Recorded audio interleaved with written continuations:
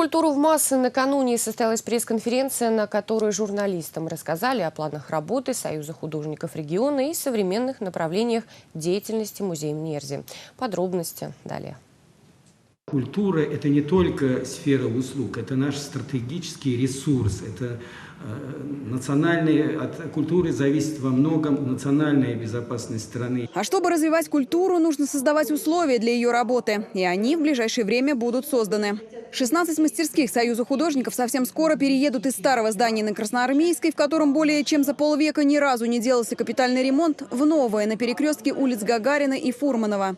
До конца осени планируется завершить ремонт и в выставочном зале на Советской, 29. Наконец-то выставочный зал распахнет свои двери. И, конечно, у нас есть еще такая мечта, что он превратится в центр современного искусства, о котором мы тоже уже говорили. Эта идея давно уже витает в облаках и в наших умах.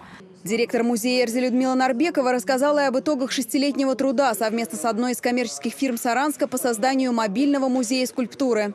Чтобы сделать музейные фонды максимально доступными для жителей отдаленных сел республики и маломобильных групп населения, все скульптуры Великого Эрзи из фондов Мордовского музея и коллекций Пензы, Москвы и Санкт-Петербурга были сначала оцифрованы, а потом их слегка уменьшенные копии отпечатаны на 3D-принтере. И теперь их можно выставлять в любых районах Мордовии и далеко за ее пределами. Со скульптурой сложнее, потому что скульптура, она громоздка, она требует других совершенно затрат при транспортировке. Опять же, сохранность музейных экспонатов – это очень-очень важно всегда.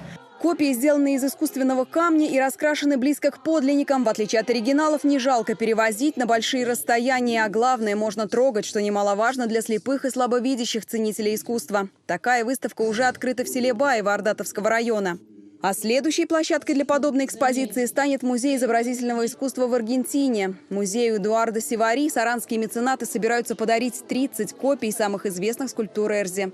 Познакомиться с работами выдающегося мастера можно и на сайте stepanerzi.com. Но при всей важности внедрения современных технологий работникам культуры не хотелось бы, чтобы люди перестали посещать сами музеи, где можно вживую увидеть уникальные экспонаты.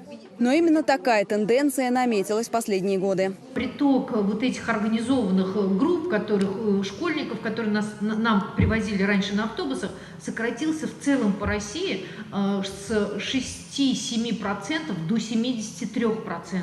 Вы представляете, какие это огромные, просто жуткие цифры.